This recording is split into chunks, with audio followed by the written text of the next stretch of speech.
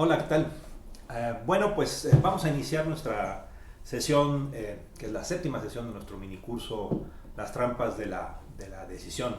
Como recordarán, en esta sesión vamos a discutir un tema sumamente interesante y probablemente muy polémico, que es ya no si las trampas de decisión vienen de los dilemas grupales u organizacionales o de política pública, sino cuando de plano de lo que estamos hablando es de la insensatez humana, un tema realmente complejo. Y para acompañarme en esta sesión le he pedido a un queridísimo amigo, Arturo del Castillo, aquí a mi lado, quien pues me acompañe en una discusión, estilo café, estilo debate, en fin, sobre este tema en particular. Por varias razones. Una, Arturo del Castillo es un queridísimo amigo, que además es un apasionado de la historia militar y que además es la persona que me dirigió al texto de hoy, que es La marcha de la locura de Barbara Tuchman. Pues Arturo, muchísimas gracias por aceptar participar en este mini curso. No, al contrario, muchas gracias a ti, David, y encantado de compartir este espacio contigo. Pues muy bien.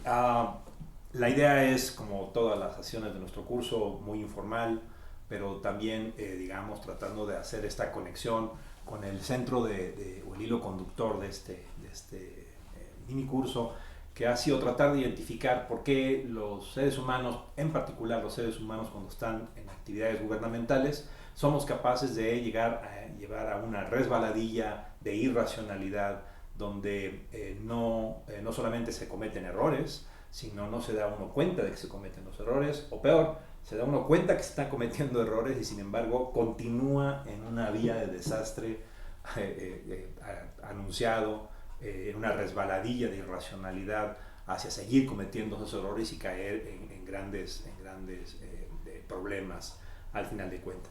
Bueno, pues comencemos. Digamos, en este texto de Barbara Tuchman, parte haciéndose una pregunta que realmente es sorprendente que no lo hagamos de una manera más Más seguida, ¿no? más continuamente, claro, ¿no?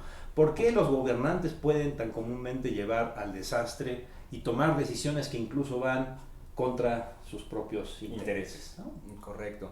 Y el libro me parece que es muy interesante desde el arranque. Es un texto que surge a principios de los años 80, en 1983, y surge en buena medida como reflejo a todo lo que había venido sucediendo en ese momento en la historia de los Estados Unidos. Barbara Tuchman es una profesora de historia muy famosa, se hizo muy famosa en los años 60 con un libro que se llamó Las armas de agosto, y que fue un texto que, a decir del propio John F. Kennedy, fue un texto que le ayudó muchísimo a resolver la crisis de los misiles. El libro de La marcha de la locura lo edita el Fondo de Cultura Económica. Hay una segunda reedición ahora de 2018, y es justamente un texto que en el momento y en la coyuntura en que estamos actualmente a nivel mundial me parece que puede ser un texto muy interesante por lo que tú dices, porque los gobiernos toman decisiones equivocadas y no solamente eso, en muchas ocasiones persisten en el error, ¿no? Claro. Los ejemplos son incontables, ¿no? Troya, correcto, el caballo, ¿no? Napoleón, Hitler, invadiendo Rusia, Moctezuma dejando entrar a Cortés y a su ejército, a su pequeño ejército, a Tenochtitlán. Barbara Tuchman plantea algunas condiciones para realizar el análisis, ¿no? Y dice, de lo que vamos a tratar de hablar es de estos gobiernos insensatos, diferente a los gobiernos tiránicos, a los gobiernos que caen, digamos, en desastres por ser tiránicos, que caen en desastres porque tienen una ambición desmedida, porque dice son incompetentes, y lo que ella quiere estudiar más bien es este cuarto tipo, ¿no? Los gobiernos que de plano caen en la insensatez. ¿Qué sería, cómo operativiza Tuchman este asunto de la insensatez? Barbara Tuchman dice que en el ideal el ser humano debería de comportarse y actuar con sabiduría, ¿no? Y ella define sabiduría como el ejercicio del gobierno con base en el sentido común, la experiencia y la mejor información disponible, ¿no?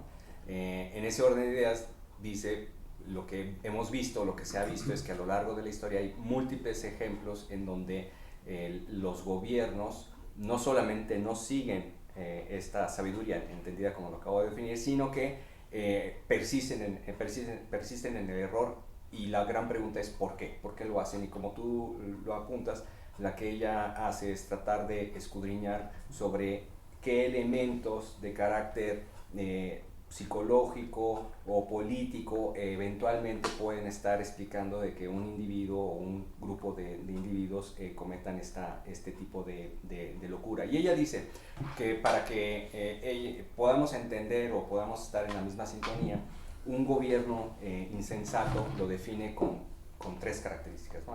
O tiene que cumplir tres características. La primera, de que se siga un curso de acción contrario a los intereses, a pesar de que existe en el momento histórico en el que se vive una posible alternativa. Alternativas, así es. ¿No? Es decir, que no solamente hubiese una alternativa a posteriori o en retrospectiva, sino que en el propio momento hubiese una alternativa. Segunda variable, que fuese una decisión que trascienda a un individuo, ¿no? Es decir, que sea prolongado en el tiempo. Y tercero, que sea una decisión que no emane o que solamente sea de un solo individuo, sino que sea de un grupo, ¿no?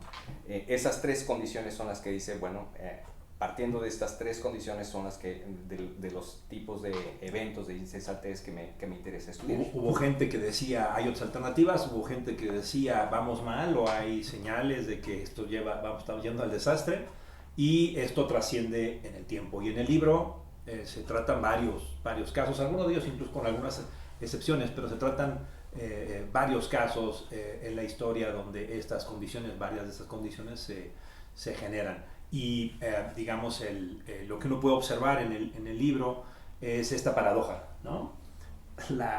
El desastre se veía venir y había quienes estaban diciendo que las cosas no estaban bien, cosa que es normal, es decir, al final de cuentas un gobierno es gente tomando decisiones, gente de racionalidad limitada o acotada tomando decisiones, y el que cometa errores, el que tenga ilusiones, el que use el poder y el dogma o la persecución de una misión per se no es malo, ¿no? Es decir, los gobiernos requieren de voluntad, requieren de ambición, requieren de ilusión, de retórica. Eso no es el problema. El problema es cuando esas fuerzas, esas mismas lógicas que son necesarias a la acción de un gobierno, sin embargo, construyen este velo, ¿no? Y ciegan a actores inteligentes, poderosos, asesorados, racionales, a esta resbaladilla, ¿no? O sea, la paradoja es lo que es muy interesante de observar. No sé si tú piensas que es una paradoja. Yo cada vez me convenzo más que es una paradoja en el sentido estricto de la palabra. Sin duda, la paradoja viene en la propia límite de la razón humana,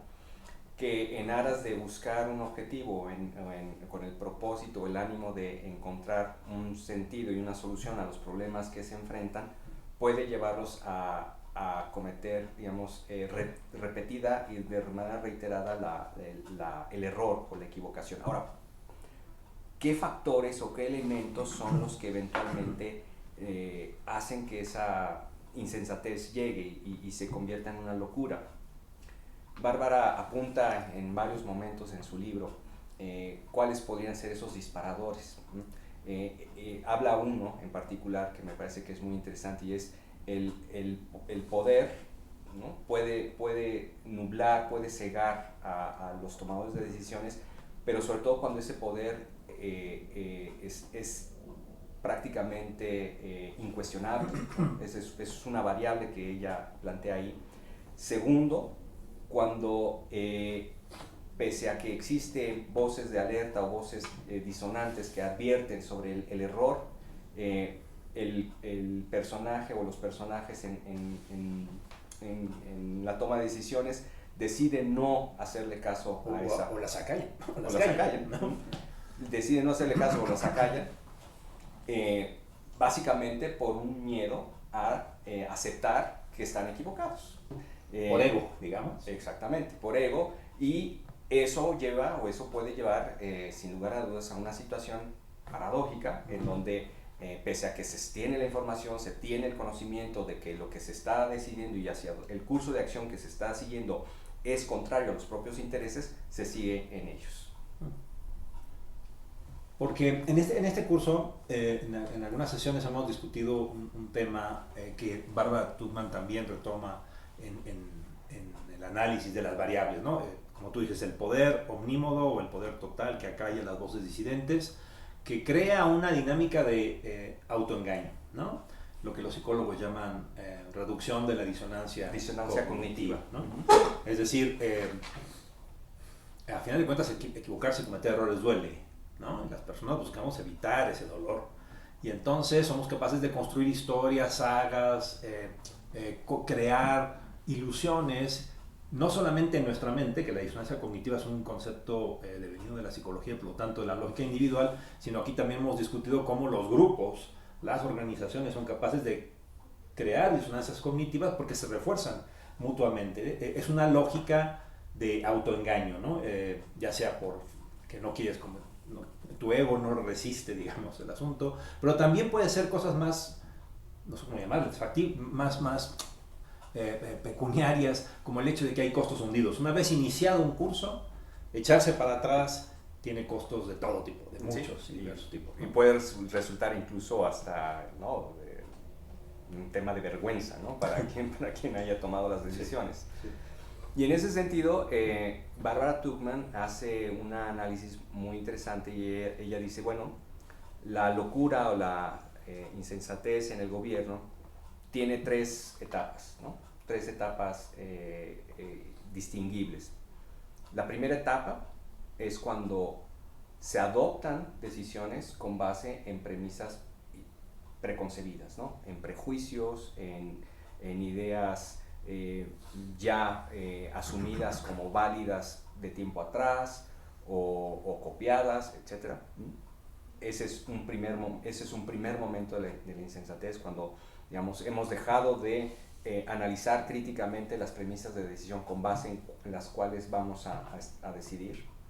El segundo momento es lo que ya decíamos, cuando empiezan a surgir esos datos o esos hechos o esas voces que advierten del error, que advierten de la posibilidad de equivocación y que es necesario cambiar el rumbo, ¿no? Y en caso de que surgiera ahí en ese momento la sabiduría sería deseable, sería bueno, ¿no? Porque entonces el curso de acción podría ser distinto. Y el tercer momento de la locura es cuando ya la catástrofe es obvia, ¿no? Es el Vietnam, es el caballo de Troya, es el cisma religioso de la Iglesia Católica en el Renacimiento, en fin, es todos esos eventos históricos que hacen que el naufragio suceda y se consume, ¿no? Esas tres etapas son las que ella dice que pueden encontrarse en el mundo de la insensatez del gobierno.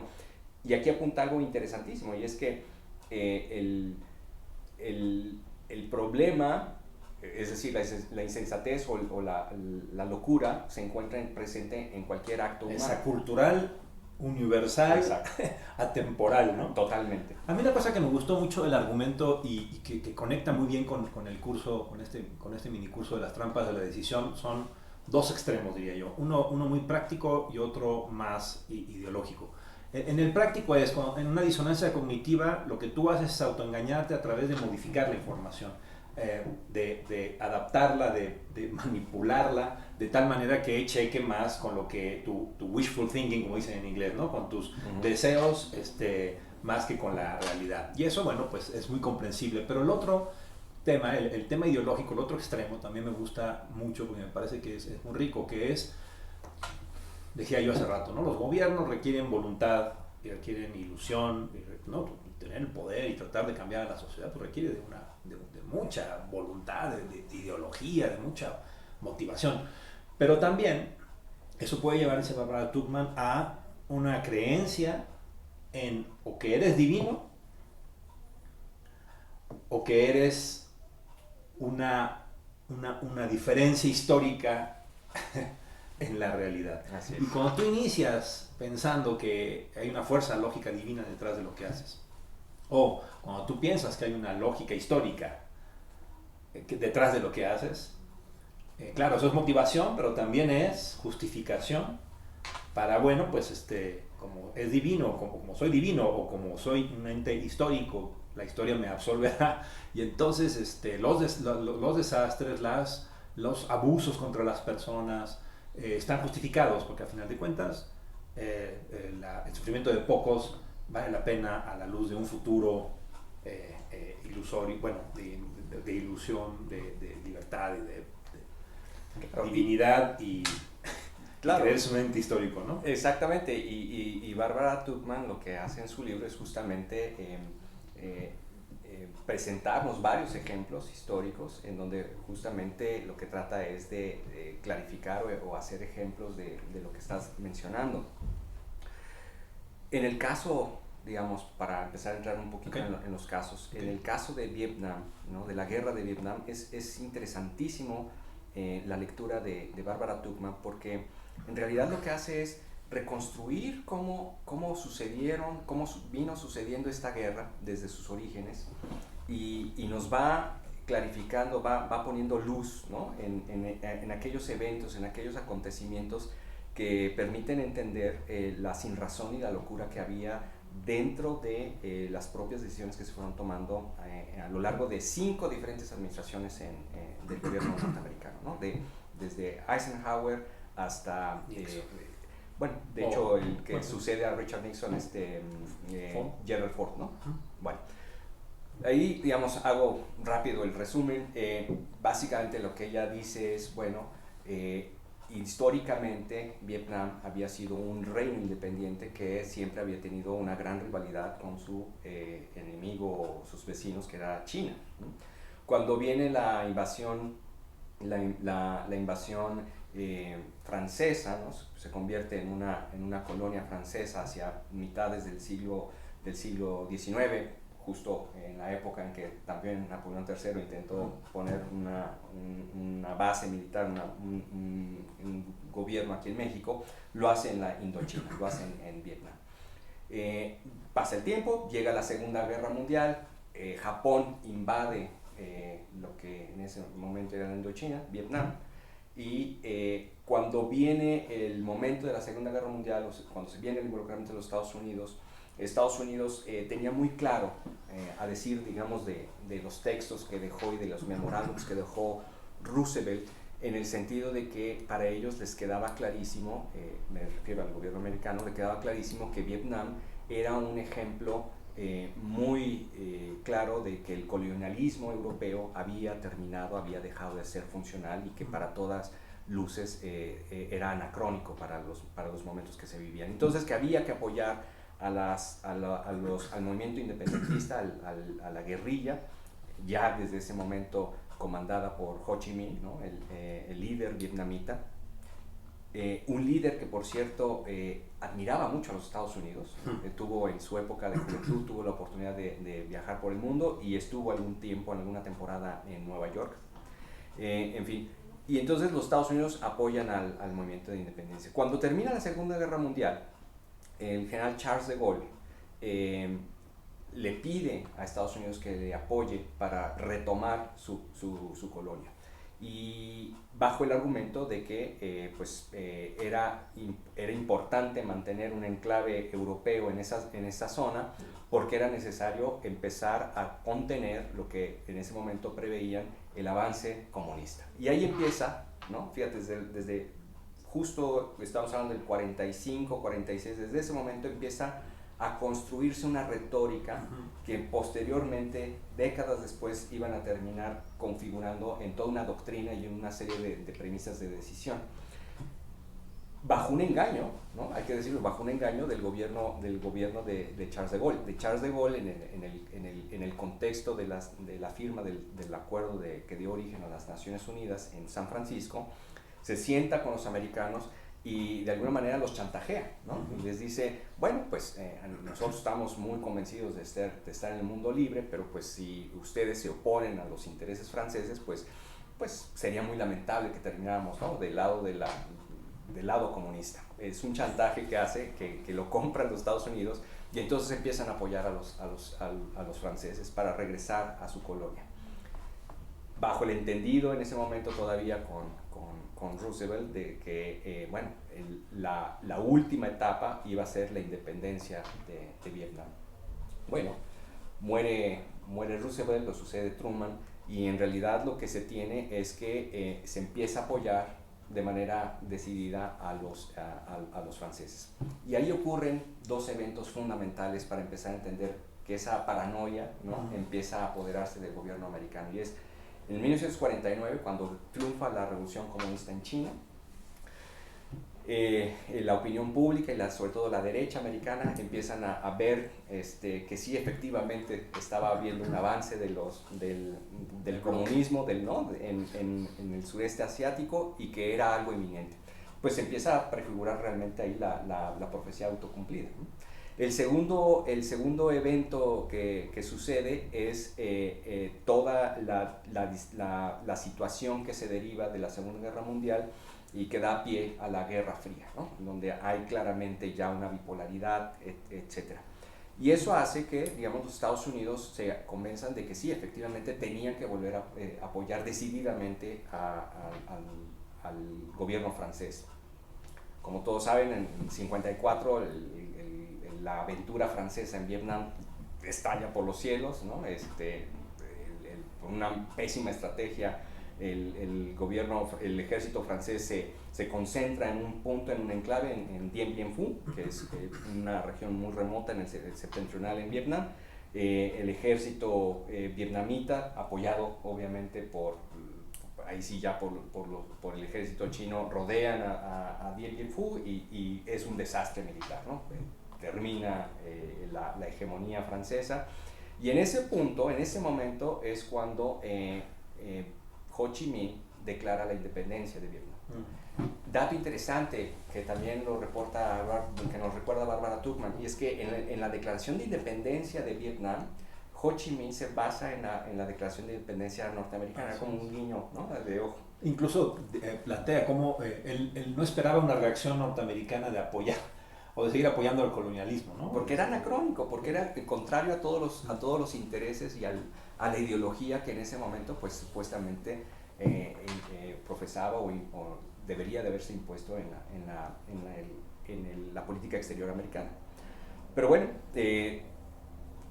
viene esta situación, se llega a pactar de que se iba a dividir el país en Vietnam del Norte, Vietnam del Sur, y que se iba a convocar a elecciones en el 56.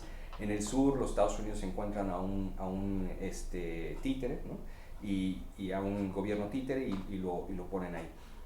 Y ahí viene, ¿no?, la complicación de la insensatez. Estamos ya en los años 50, la guerra de Corea. Los Estados Unidos habían traspasado las fronteras de Corea, lo que hizo una reacción militar de parte de China, y por tanto, pues había, digamos, la guerra de Corea, y los americanos pensaban que el siguiente iba a ser sí, la teoría del dominó. La teoría del dominó, ahí ya se empieza a configurar claramente. Estamos en la administración de Eisenhower. Eisenhower, de hecho, es el primer presidente que plantea como tal la teoría del dominó, de que si cae Vietnam, caerían después los demás países. Que es una teoría, dice Barbara Tuchman, que apoya esta lógica de, digamos, de modificación de la información, acomodándola a tu lógica, ¿no? Que en este caso sería, no hay alternativa, ¿no? Es decir, nadie quiere una guerra en el otro lado del mundo, y nadie conoce Vietnam, y los pueblos norteamericanos ni sabe qué es, ni tendría por qué entrarle, pero no hay alternativa, porque si no entramos, el dominó va a hacerse realidad, ¿no? Es correcto. Y aquí empiezan a surgir y ya... si no entramos militarmente, porque digo, pues, podría haber otras opciones, pero no, tenía que ser militar. Es correcto, es correcto.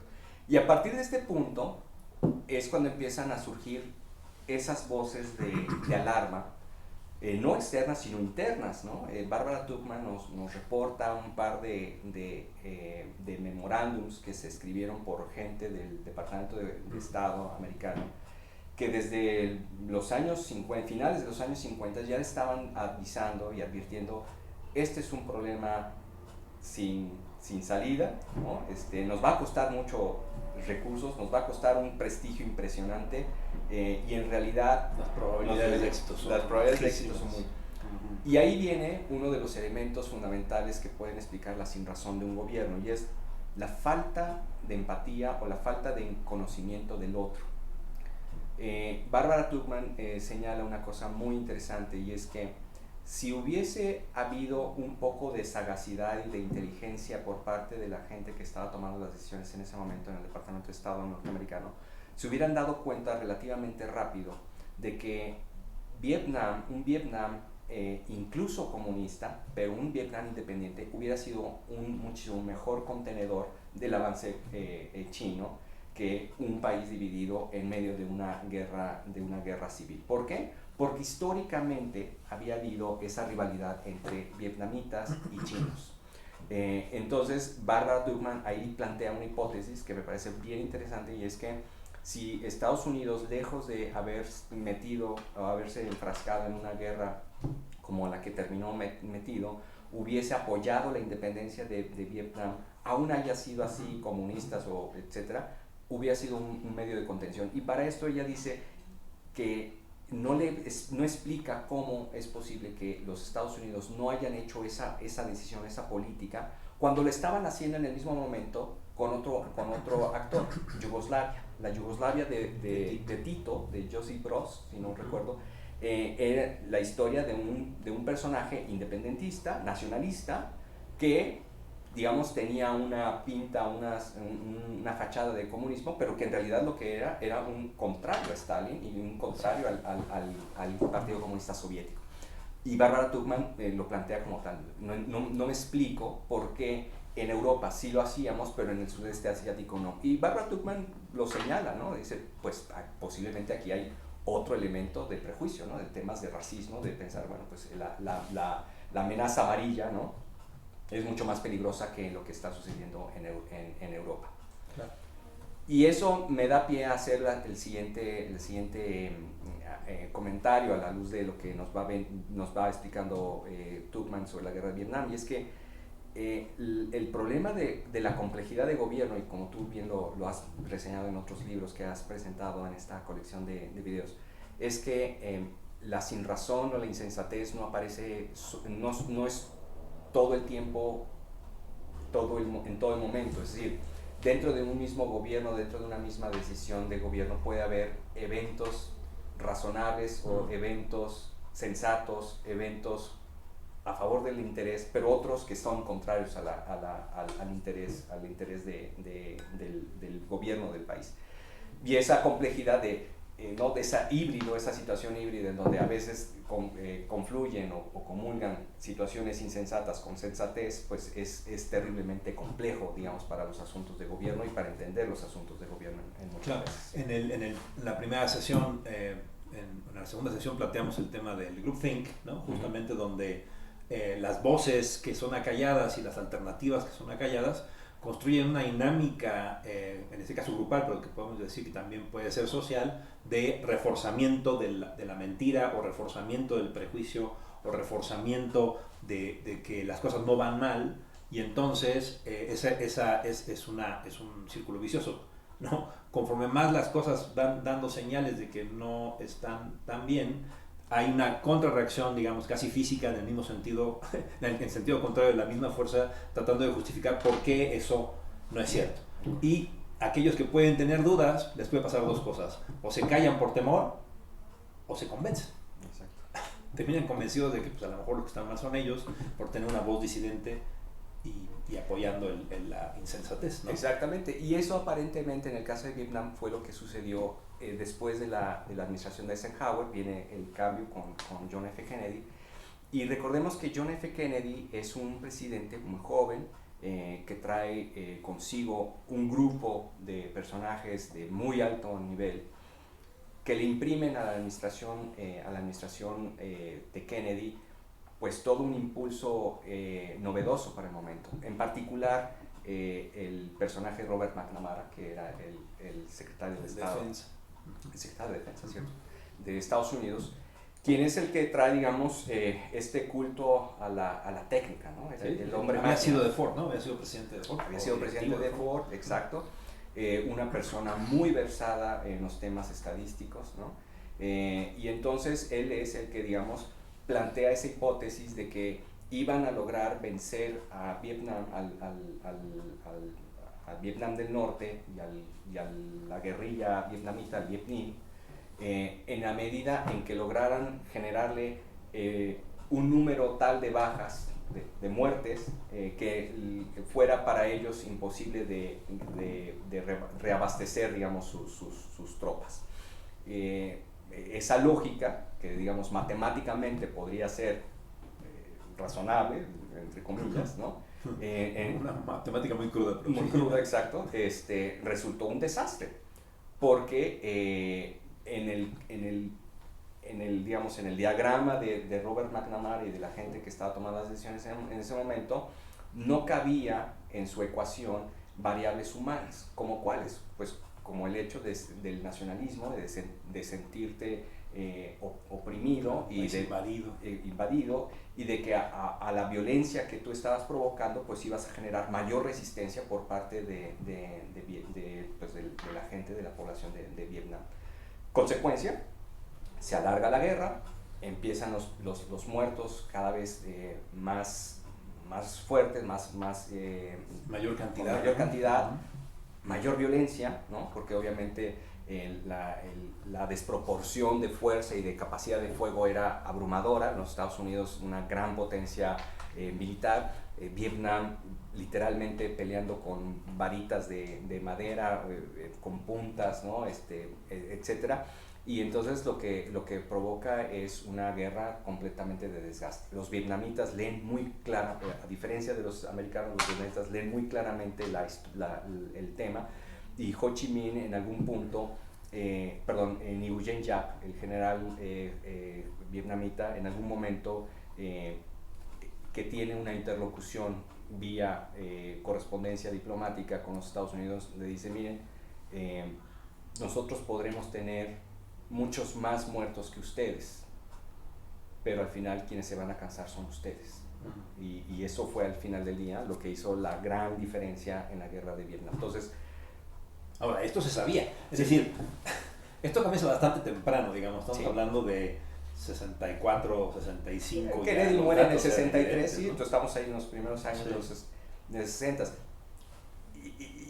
Y vuelvo al otro punto, otra vez al mismo punto que habíamos señalado hace rato. No olvidemos que en el 62 viene la crisis de los misiles en Cuba.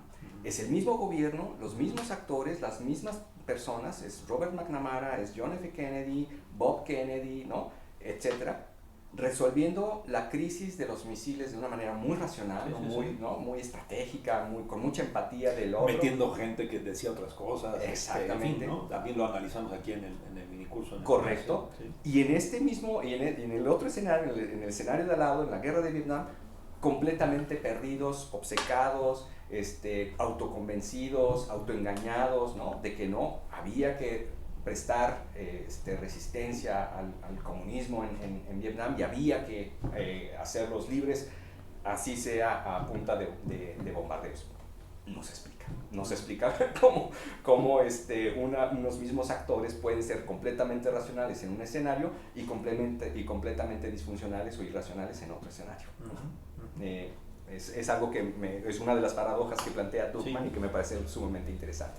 Porque, digamos, el error se identifica y luego ahí viene justamente esta parte de la historia, ¿no? El error está identificado y, sin embargo, los actores y los gobiernos continúan en esa resbaladilla, ¿no? Y lo que ella plantea, Barbara Tuchman, lo que plantea que para explicar la guerra de Vietnam es que dice: en algún punto la propaganda se volvió doctrina. Y cuando la propaganda se convierte en doctrina, los gobiernos corren el peligro de empezar a tomar decisiones con base en premisas de decisión equivocadas, inciertas y muy frecuentemente falsas. La diferencia entre propaganda y doctrina sería, si bien entiendo, propaganda es un acto estratégico, tú sabes que estás tratando de crear un lenguaje, un mensaje, pero doctrina es cuando esa propaganda te la apropias, claro, te la has asimilado, claro. Adoctrinas. Es correcto, y entonces tus decisiones las tomas en función de eso. Pero ya no te diste el tiempo de reflexionar críticamente si esas decisiones, esas premisas con base en las que estás partiendo son ciertas o no. Y bueno, el desastre a partir de ese punto se vuelve descomunal. ¿Qué año más o menos estamos hablando de cuando ya realmente hay bastante conciencia de que las cosas no van a salir bien y sin embargo se decide continuar? Robert McNamara contrata a una agencia, a un think tank muy famoso en los años 60, 70 y 80 que se llama Rand Corporation. Rand Corporation lo contrata y en 1964 Rand Corporation envían a un personaje, que incluso hay una película, no me acuerdo cómo se llama la película, sobre el tema, va y hace un análisis in situ, ¿no?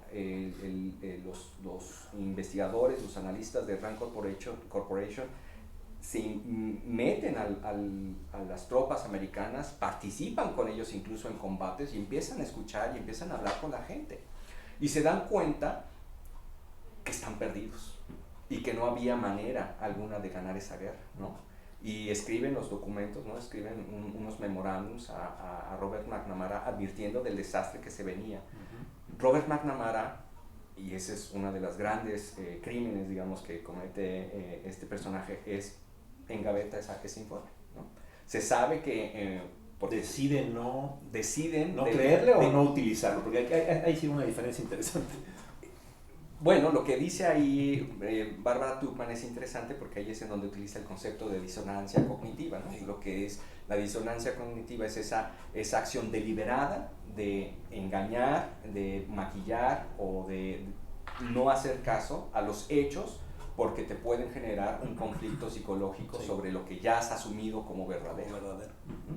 Y entonces, desde el 64 se sabía que la guerra no se iba a ganar y que iba a tener fortísimos costos humanos, materiales, etcétera, para los Estados Unidos.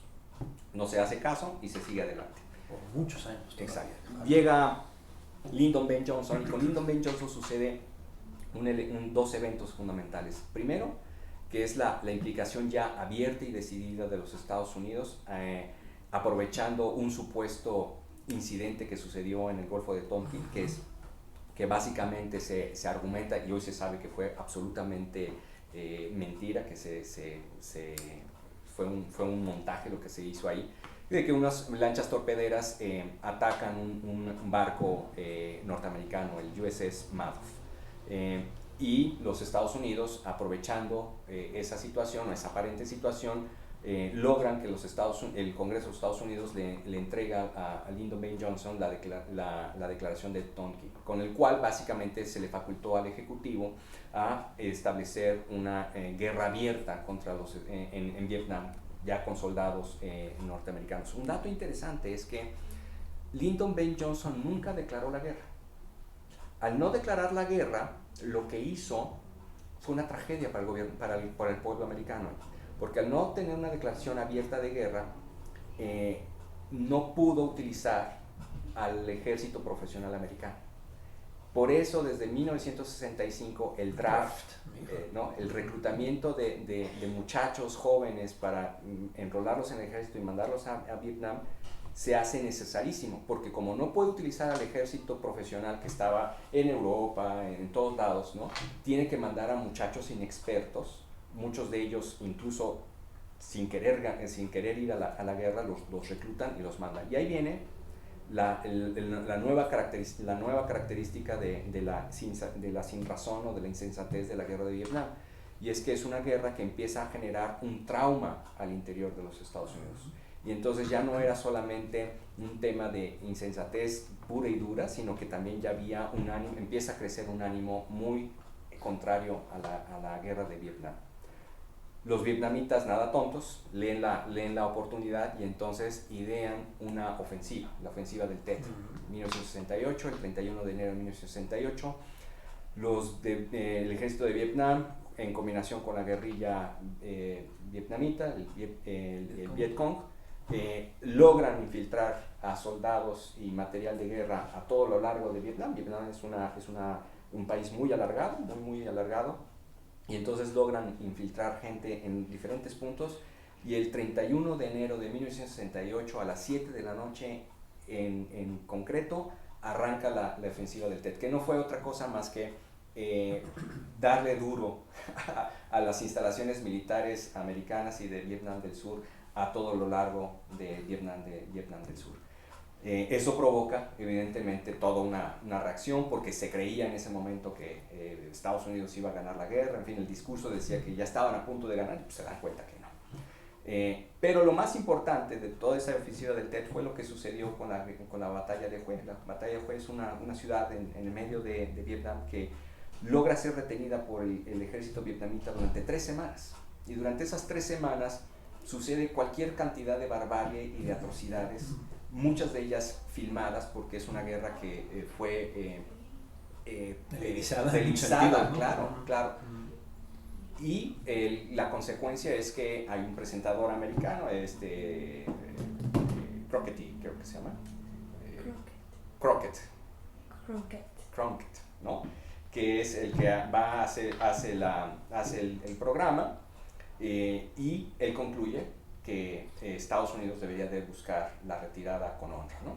Y según dicen las anécdotas, que Lyndon B. Johnson, cuando ve esa transmisión, dice: si he perdido a esta persona, he perdido a la clase media norteamericana. Y sí, efectivamente, a partir de ese punto uno mira que las encuestas indican que la opinión pública es contraria, muy contraria a la guerra de Vietnam. Y prácticamente a partir de ese punto Estados Unidos pierde la guerra. Y no obstante, se sale o termina la guerra hasta el 75. 75, estamos hablando de muchos años después, ¿no? Y 58,000 muertos y 300,000 heridos, ¿no? Es el costo de la sinrazón en la guerra de Vietnam, con un costo altísimo, obviamente. Claro. El mundo y la historia de Estados Unidos, en buena medida, se puede definir antes y después de la guerra de Vietnam. Muy bien. Pues sí, Vietnam es un excelente ejemplo. Hay que insistir, digamos, que como estos errores, ¿no? El libro Tuchman plantea muchos otros también de una manera una manera magistral. Podemos pasar tal vez a las lecciones, ¿no? de esta argumentación. Tuchman le llama un rechazo paradójico a la razón, ¿no? Yo me pregunto, Artur, no sé qué pienses, si podría haber dos lógicas que no necesariamente están tratadas en el libro de Tuchman. Una que más bien es un rechazo paradójico a la razón, o más bien es un rechazo aparte de la razón. Es decir, la creación de otras razones, aunque esas otras razones las podemos entrecomillar. Es como un poco difícil, por ejemplo, entender cómo si en el 68 se había perdido la guerra, tarda tantos años hasta el 75 para cerrarla, ¿no? Sí. Es decir, empiezan a entrar otras racionalidades también, ¿no? Entonces se rompe la racionalidad hegemónica, que era falsa, y se empiezan a aparecer muchas otras racionalidades. Por ejemplo, recuerdo a Nixon diciendo la izquierda, ¿no? Está saboteando en Estados Unidos, ¿no? Y son unos hijos de su, ¿no? Y hasta hay grabaciones él insultando a la izquierda o a los liberales norteamericanos porque no entendían la gran estrategia que él tenía para salirse con honra de Vietnam y le echan a perder. Se rompe la razón y se crean muchas razones. Esa sería como una primera. Y la segunda, que no has mencionado y que no sé tampoco Tuchman la menciona, es la conspiración. Es decir, que hubiera una razón escondida, que esa razón sí ganó, pese a que se perdió la guerra. En este caso estoy hablando, por ejemplo, de la industria militar. Sí, efectivamente. Barbara Tuchman plantea, en el caso, digamos, de Vietnam, que hacia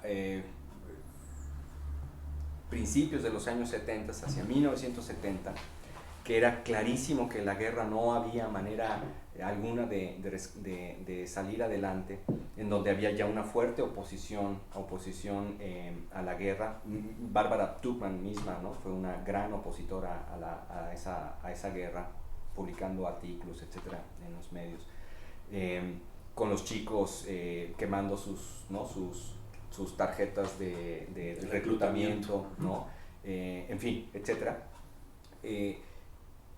Pareciera que hubo una serie de decisiones que iban o que apuntaban necesariamente al tema de mantenerse en la guerra por los beneficios que eso podría haber supuesto para una industria, la industria militar, en términos de ganancias. No olvidemos que estábamos en un momento en donde la economía mundial empezaba a tener problemas en Occidente, ¿no? Los precios de petróleo estaban muy altos, etc. Entonces, sin ahondar mucho, sin dar muchos detalles, pero sí que deja esos filones Barbara Tuchman en el caso de Vietnam, para decir o señalar que muchas veces puede haber en la insensatez una muy maquiavélica Pues sí. razón, ¿no? de tratar de empujar los hechos hacia una manera. Quizás el ejemplo que da la misma Barbara Tuchman en su libro, que habla sobre ese tema, es más bien en el caso donde aborda el tema de cómo los papas en el Renacimiento, pese a que iban en contra de, digamos, era necesario, si no apoyar las reformas luteranas, etcétera, era evidente que iban a perder mucho. Y en gran medida ella dice, no, pues eso se puede deber o pues se puede entender un poco o mucho por los intereses trastocados que había de otras familias muy poderosas que estaban detrás del Papa, ¿no? Que eran los Borgia, los Medici, los Sforza, etcétera, etcétera. Entonces, algo así pudiera haber sucedido en el caso de Vietnam. El punto está, a un acto de sinrazón de gobierno, ¿existe una lógica demasiado perversa detrás de eso que hace que ese gobierno se orille y siga en camino hacia el desfiladero? Pues es que en el fondo a mí me da la impresión, ya es muy personal lo que voy a decir, que este sueño que nosotros tenemos, ¿no? Y repito la palabra sueño, este sueño de que tenemos de que existe algo llamado el interés general y la democracia que lo defiende de una manera pura, me parece que seguirá siempre estando en constante conflicto con la realidad política de que al final de cuentas los gobiernos son personas, grupos con intereses, ¿no? Y discutía yo con algunos compañeros y me decían si este curso de las trampas de la decisión estaba pensado principalmente en términos del individuo.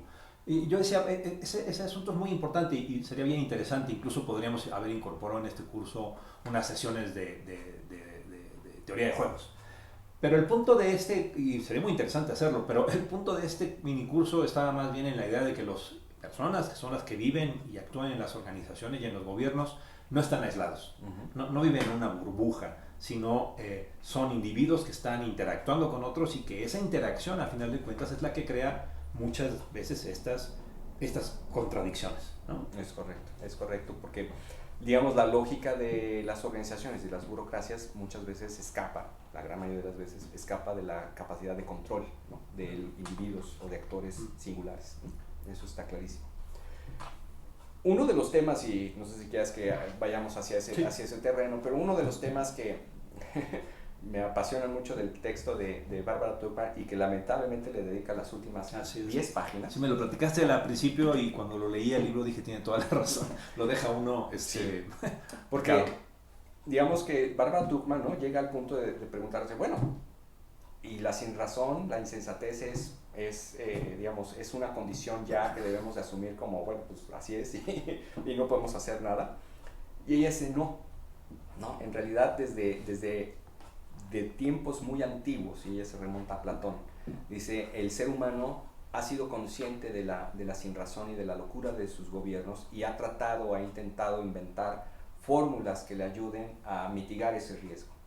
Y ella habla de Platón, diciendo, bueno, Platón en su República decía, bueno, como la posibilidad del error y la posibilidad de la equivocación es muy, muy frecuente en los asuntos de gobierno, es necesario crear una casta, generar una casta, una suerte de grupo humano dedicado y especializado en los asuntos de gobierno, ¿no? Entonces surge esta idea de los reyes filósofos, ¿no? Que deberían de ser los mejores, escogidos entre los mejores, educados con las mejores ciencias y los mejores maestros, para que entendieran de mejor manera los asuntos de gobierno y de esa manera pues ellos seguramente, decía Platón, se asegurarán de que los asuntos de gobierno sucedan en el sentido del interés común.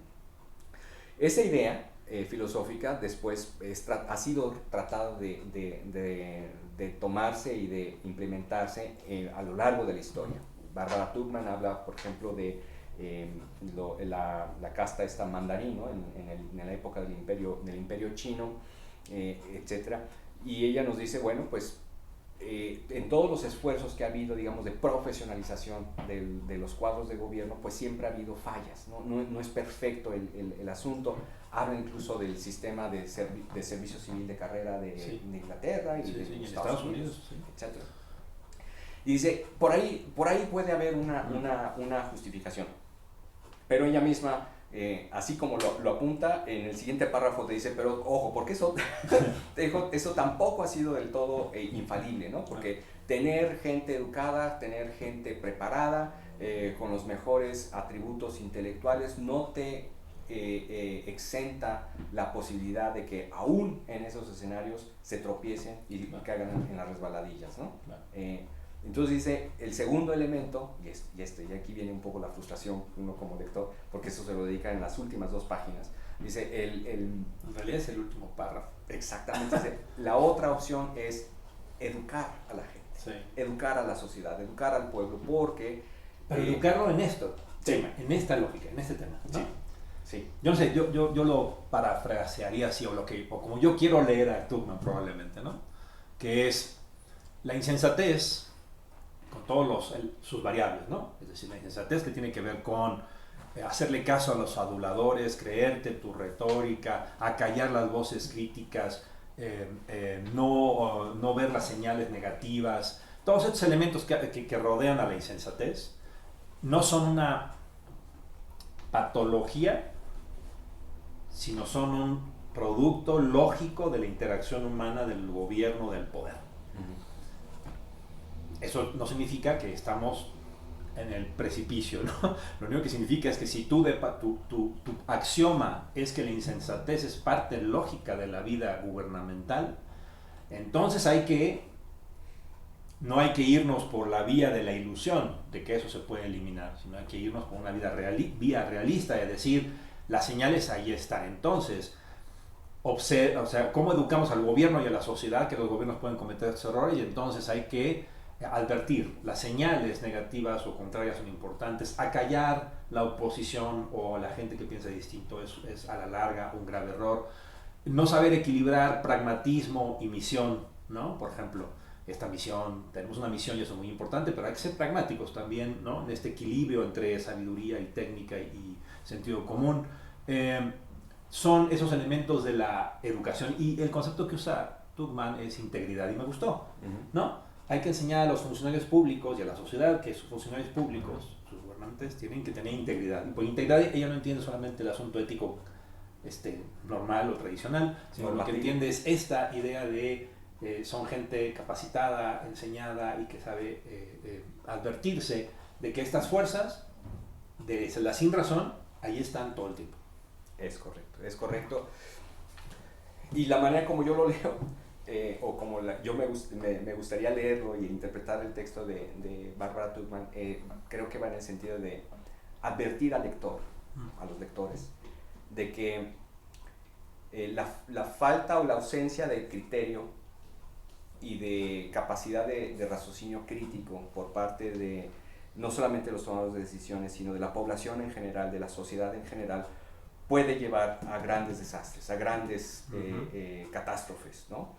Y en ese sentido creo que una de las lecciones con las que yo me quedo con este texto de Barbara Tuckman es en ese sentido de más nos vale ir recuperando la capacidad de razonamiento crítico, porque de no hacerlo estamos en un grave peligro, un peligro que quizás ya lo anunciaba por ejemplo Hannah Arendt, ¿no? en su libro de Los orígenes del totalitarismo, en donde básicamente dice no hay peor pecado que pueda hacer el ser humano que renunciar voluntariamente a su capacidad de pensar, ¿no? Porque una vez que has renunciado a tu capacidad de pensar, es decir, de examinar críticamente tus premisas de decisión, pues te vuelves en poco más que una máquina, ¿no? Que ejecuta órdenes aún a sabiendas de que vas derecho al precipicio. Claro. Siempre estamos en el camino de la marcha de la locura. Correcto. ¿No? La clave es saberte desviar a tiempo, claro. ¿no? Y saber identificar esa marcha. Pues buenísimo. Muchísimas gracias, gracias a ti, amigo Arthur. Yo creo que esta sesión ha sido muy interesante. El camino que hemos seguido me lleva a una última sesión, que deseame buena suerte, porque la idea de la próxima sesión, que es la última de este minicurso, es tratar de redondearlo, encontrar las lecciones compartidas de los diferentes textos. Todos los textos son de diferentes disciplinas, lo cual ha sido una cosa bien interesante de este minicurso. Y bueno, pues en la próxima sesión trataré de hacer un buen intento de síntesis en esto, y ya me gustaría escuchar tus comentarios en su momento. Te agradezco muchísimo. Gracias a ti, David, y seguramente te irá muy bien. Muchas gracias. Muchas gracias. Bueno, pues nos vemos en la próxima sesión. Ya prometí una cosa que espero poder cumplir. Muchas gracias. Cuídense mucho. Hasta luego.